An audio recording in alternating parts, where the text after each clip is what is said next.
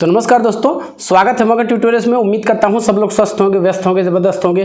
दोस्तों, हम लोग महीनों से आप लोगों से चिल्ला रहे हैं कि कम से कम कुछ ज़मीन पे आके किया जाए, ज़मीन पे कुछ कीजिए। कुछ जो राष्ट्रीय स्तर की जो संस्थाएं हैं, जैसे KVS हो गया, NIOS ने खुद DLED करवाया था, NCTE हो गया, MHRD हो गया, उसके सामने घेराव किया जाए। हालांकि शुरू में कुछ मजबूरियां भी थी, बीच में इलेक्शंस भी आ गए तो जाना मुश्किल हो गया। लेकिन अभी भी हम ये देख रहे हैं कि लाख आह्वान। अभी 1-2 दिन पहले ही मैंने वीडियो डाली थी कि दीपक जी दिल्ली पहुँच रहे हैं, कृपया आप लोग भी अधिक से अधिक संख्या में पहुँचिए। और ग्रुप बना था विधिवत, सबको बताया गया था कोऑर्डिनेशन के लिए कि सभी लोग पहुँचिए। मैं अभी एक हाल की आपको बात बताता हूं। एक हमारा संपर्क हुआ है, अभी अंजलि खरे जी हैं, दिल्ली पे इन लोगों ने KVS मुख्यालय को हिला डाला।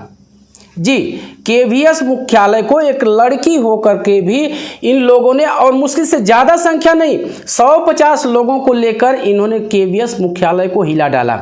पुलिस आ गई, पुलिस से झड़प हुई और तमाम चीज़ें हुई। लेकिन यहाँ पे यदि आप ये सोच लीजिए कि यदि 150 की जगह ये संख्या 1500 होती तो फिर क्या होता।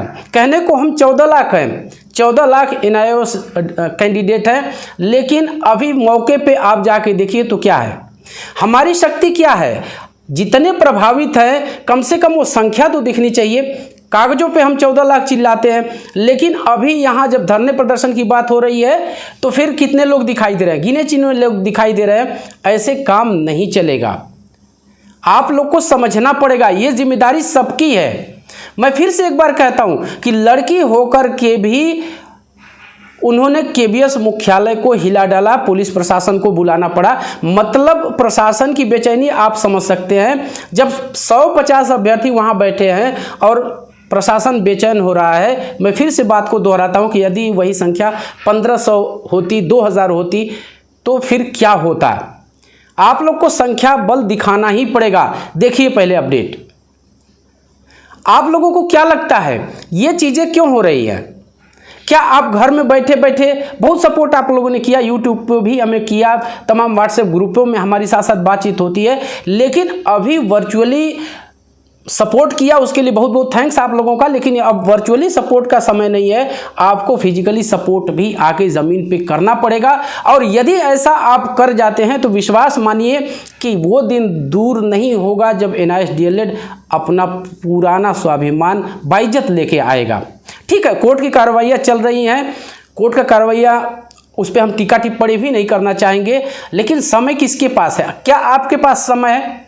बहुत से लोग ऐसा कहते हैं। अभी देख लीजिए किस तरह से इन लोगों ने प्रशासन को सामने आने पे धरने प्रदर्शन को रोकने के लिए मजबूर कर दिया। कहीं न कहीं ये बात अंदर खाने तक जाएगी, उच्चाधिकारियों तक जाएगी, जो जिम्मेदार लोग हैं उनके पास कैसे जाएगी। क्या हम इतने बड़े आदमी तो नहीं है कि फ़ोन उठाया घुमा दिया, हाँ मंत्री सर हमारा ये दिक्कत है। और सही बात ये है कि धर्मेंद्र प्रधान जी को ही फिर से शिक्षा मंत्रालय मिल चुका है। और इसका फ़ायदा ये है, देखिए यदि वो इतनी ही ईमानदारी से कार्य किया गया होता तो फिर ये नौबत ही नहीं आती। लेकिन दोबारा मंत्री बनने का ये मतलब है कि वो मामले को अच्छी तरह से जानते हैं, उनकी सहभागिता है और उनको हमें अपनी बातें समझाने में मदद मिलेगी। फिलहाल जो बातें हुई है, अंजलि खरे जी ने बताई है, दीपक जी भी है वहां पे, तो उन्होंने ये कहा है कि कल हमारा प्रयास रहेगा कि हम जो NCTE कार्यालय है वहां पे धरना प्रदर्शन करें, या फिर जो भी कोऑर्डिनेशन होगा फिर से मैं शाम में आपको अपडेट कर दूंगा किस तरह का प्लान बनाया जाता है। लेकिन यहां पे मैं एक ही चीज आपसे कहना चाहूंगा कि अब तो जागो भाई, आपको चौतरफा हमला करना पड़ेगा। अब सरकार बन चुकी है, अब कोई किसी तरह की आचार संहिता वाली बात नहीं है कि आपको सोचना है कि क्या पुलिस प्रशासन का काम है। ठीक है, अभी आप लोग वीडियो में देख सकते हैं कि पुलिस प्रशासन किस तरह से आके इनको, मतलब वो बोल भी रहे हैं, जो उच्चाधिकारी है पुलिस के, वो बोल रहे हैं कि इनको समझा बुझा के वो कर दिया गया है। तो क्या ये बातें आप कम समझते हैं? एक लड़की होकर के भी अपनी बातें कहीं न कहीं उन्होंने KVS वालों तक तो पहुंचा ही दिया है।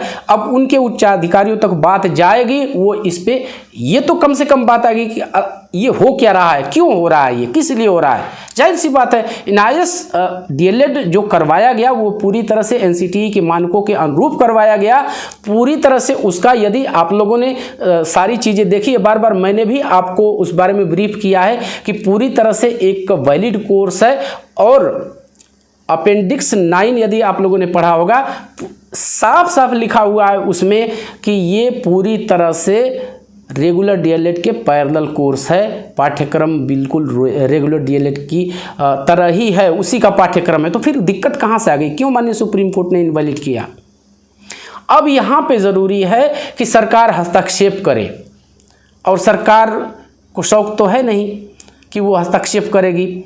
सरकार को हमें मनाना पड़ेगा कि वो हस्तक्षेप करे। सरकार को दबाव में ही सरकार से ये काम करवाया जा सकता है। आप लोग इस बात को समझने की कोशिश कीजिए और अधिक से अधिक दिल्ली पहुंचने की कोशिश आप लोग कीजिए। दिल्ली पहुंचिए, अभी वेट आपका किया जा रहा है।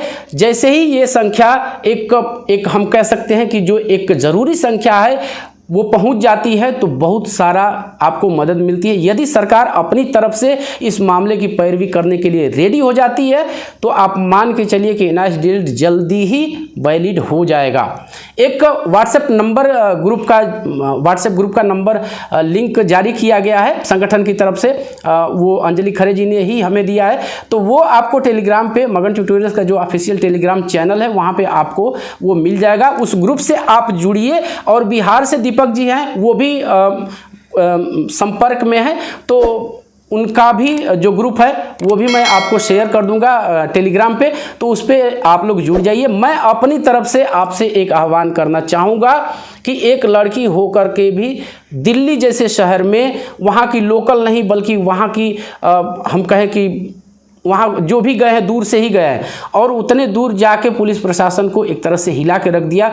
तो आप सोचिए, यदि आप भी अपना संख्या बल वहाँ पे जाके दिखाते हैं, अपनी उपस्थिति दर्ज कराते हैं, तो फिर क्या प्रभाव पड़ेगा। विश्वास कीजिए, खेल से पहले रिजल्ट न निकालिए। खेलना कैसे है ईमानदारी से पहले वो तय कीजिए। हाँ, इस खेल में मैं एक चीज़ कहूँगा, हमारे लिए सौभाग्य की बात है कि हम एक लोकतांत्रिक देश में निवास करते हैं। डेमोक्रेसी है हमारे यहाँ, ये हमारा सौभाग्य है। तो जो कानून व्यवस्था है, जो एक लीगल चीज़ है, उसके अंदर रह के ही हमें, उस दायरे में ही, कानून के दायरे में रह के ही सारी चीज़ें करनी है। उपद्रव नहीं करना है, पूरी तरह से नियंत्रित होना चाहिए। वैसे भी हम टीचर हैं तो दिखना चाहिए हमारे धरना प्रदर्शन में या हमारी बातों में कि हम क्या हैं। तो डिमांड तो हम करेंगे, संख्या बल भी दिखाएंगे, लेकिन पूरी तरह से कानून के दायरे में रह के करेंगे, ये हम आपसे आह्वान करते हैं। और साथ साथ ये भी चलते चलते ज़रूर कहेंगे कि आप लोग दिल्ली पहुंचिए।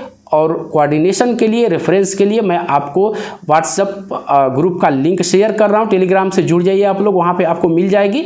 और फिर से कहता हूं, प्लीज़ दिल्ली पहुंचिए, मंजिल अब दूर नहीं है।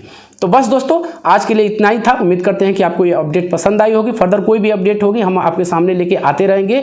और चलते चलते वही रिक्वेस्ट दोस्तों, कृपया मगन ट्यूटोरियल्स को आप लोग सपोर्ट कीजिए, लाइक शेयर और सब्सक्राइब कीजिए। मिलते हैं किसी अगली वीडियो में, तब तक के लिए नमस्कार।